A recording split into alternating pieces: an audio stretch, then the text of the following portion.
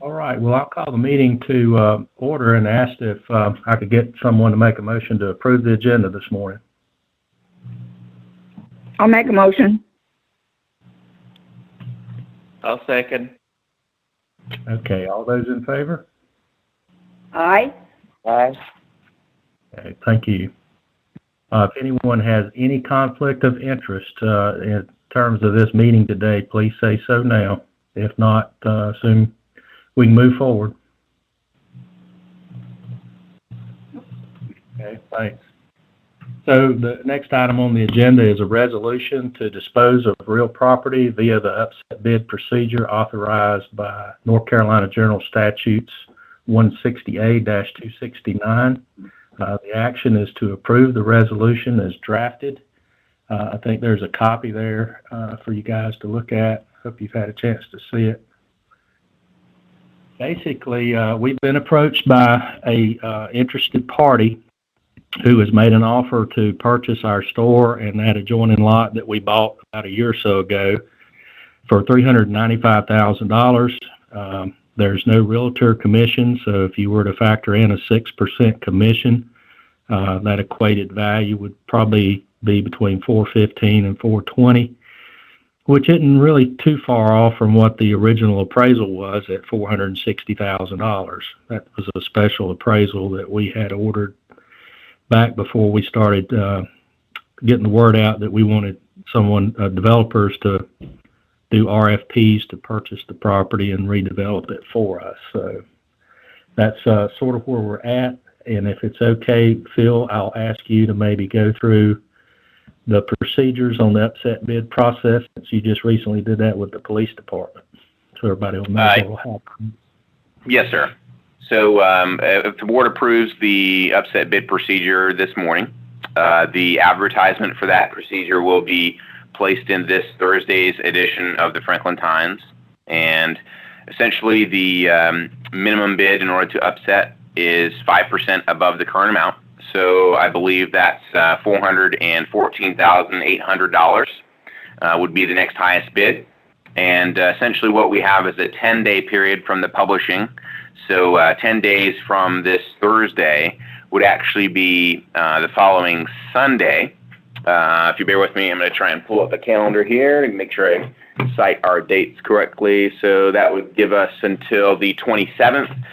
We went ahead and just, for the sake of making things a little bit easier, set the deadline at 10 a.m. on Monday, September 28th for the first round of bidding. So by 10 a.m. on September 28th, the clerk will accept all of the sealed bids. At that time, at 10 a.m. on the 28th, she'll go ahead and open those. If there are any bids, then the highest bid will be the new price. And we'll go ahead and advertise in that Thursday's edition, which would be the October 1st edition of the Franklin Times. And we will essentially go through the same process again, which would leave us opening bids on Monday the 12th at 10 a.m. And if we don't have any additional bids, then at that time the board can choose to make or schedule a special meeting to accept that bid. Or if we do have bids, we'll just go through the same process again. And that's pretty much how the process will proceed. If, by the way, we don't end up selling the property to the purchaser that we've currently received an offer from, then we will have to negotiate some kind of contract to purchase that property. The price being set by the upset bid process, but there are other terms that have to do with the transaction that will just generally need to be negotiated that I don't feel will be in any amount of dispute, but just so you're aware, that's just an additional step that we'll need to take. We've already negotiated that contract with the original purchaser or buyer, but again, because the potential future unknown buyer that may upset the current bidder is not known, then when that individual makes him or herself identified, we'll just have to go through the same process just kind of after the fact instead of beforehand. That's, I think, pretty much all I have. Does that answer all of your questions, Rick? Yeah, thanks, Phil. I think one of the primary things that we've negotiated with the current buyer is the ability to lease the store for up to 12 months. at $2,400 a month. Yes, sir. That's correct. And Phil, I was also going to ask you, did the buyer drop off the signed contract Friday? I don't believe we received a paper copy, but the electronic copy will be sufficient for our needs. I've confirmed that with the town attorney. Okay, perfect. I was just Yeah. sure, make sure he did sign it and send it back to you. Good. Yes, sir. I did receive an electronic signed copy. Okay, I guess the obvious next question then would be, well, what are we going to do if we sell the building? And Phil and Danny and I went over and looked at the facility across the street from the store, which to me is very sufficient. It's a total of about 4,000 square feet, which is a little more than twice our size now. So basically, if you can envision it, the sales floor would be about as large as our existing building, warehouse and all. And then we've got space in the back for a new warehouse with a loading dock. That's about as big as a store too. So I think that's adequate space. We've also got the option to go up to the Food Lion Shopping Center. So those will be decisions that we will all need to make once the building goes under confirmed contract with a closing date. We can't really sit back and wait. I talked with Laura Lee and Greg at the North Carolina ABC Commission on Friday just to bring them up to date on what's happening, and they have walked me through the process of what we need to do to get approved for a new location, the steps and everything, much like the same thing we did, Mary Margaret, if you remember, when we went to purchase the land next door. So we'll just go through that process one more time. I have a simple question. Can the rest of the board not know who our interested party is in purchasing the building? It's WW Properties. And who is that? That's a company who the representative who's signing all the documents is Daniel White. It's the White family here in Youngsville. They own quite a bit of property in town. They're very respected people. And they certainly have the capacity to go through with the purchase. I'm not worried about that at all. Thank you. Okay, great. I know it's not even possible that we don't have any kind of an estimate as to what it would cost us to move either across the street or to Food Lion. So that's something that we need to get onto right away, I guess, because we don't have any idea. Well, Mary Margaret, I can share with you, if we were to move up to the Food Lion Shopping Center, I had about an hour-long discussion with Rick Turner. He's that gentleman who came to meet with us about redesigning our existing store with some new shelving and everything.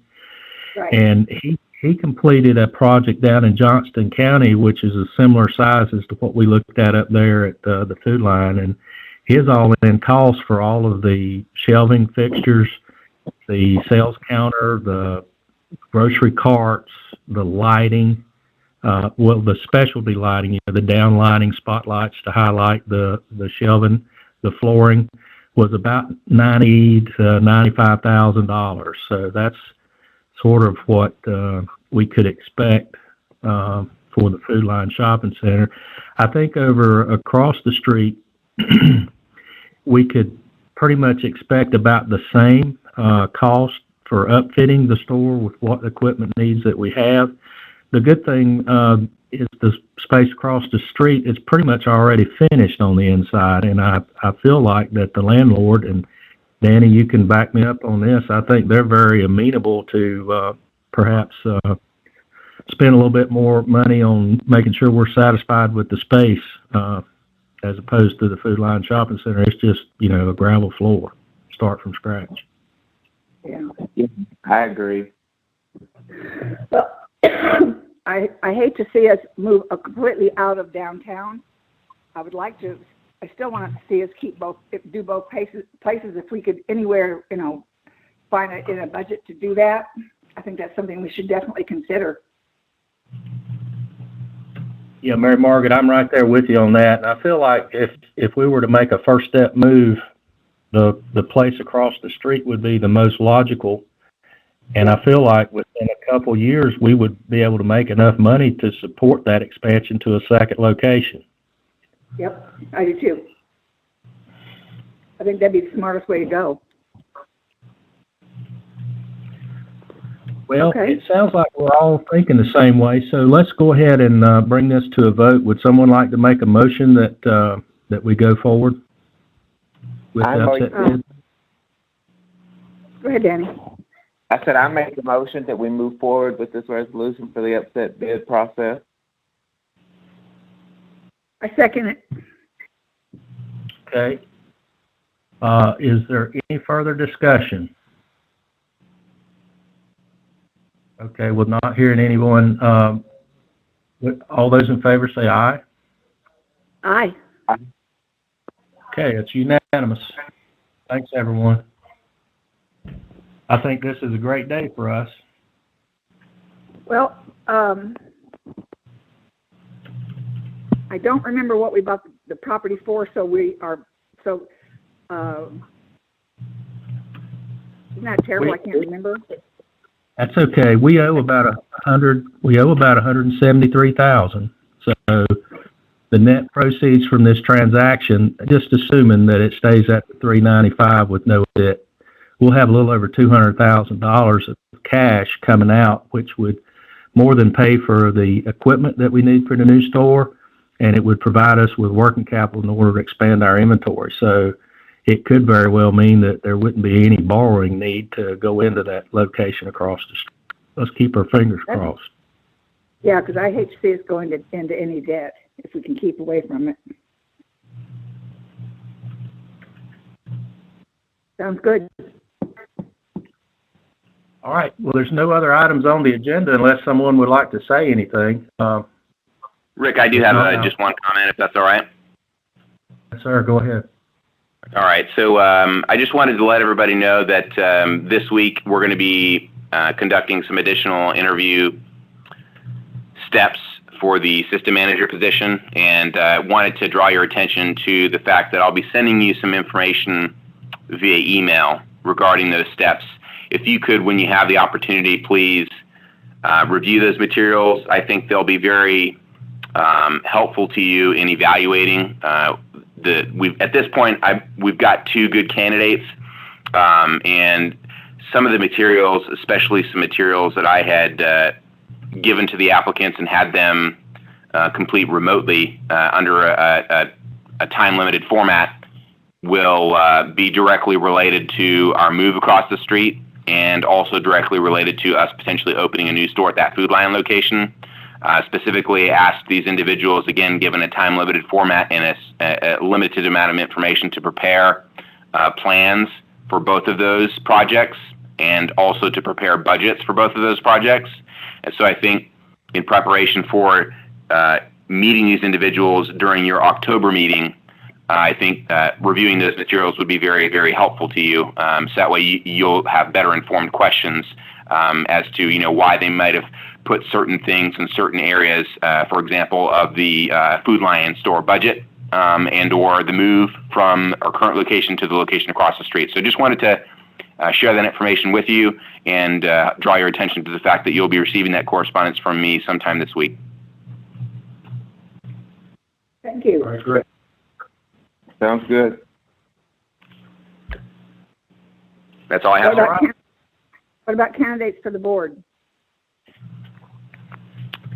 We've got two candidates that we're working with, and I hope that both of them will be brought before the Board of Commissioners during its October meeting.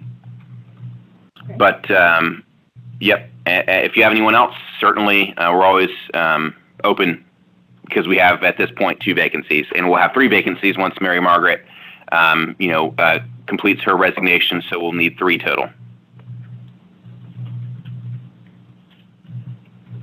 Okay. All right. Hope everyone has a good day today. Stay safe, and have a motion for adjourn, please.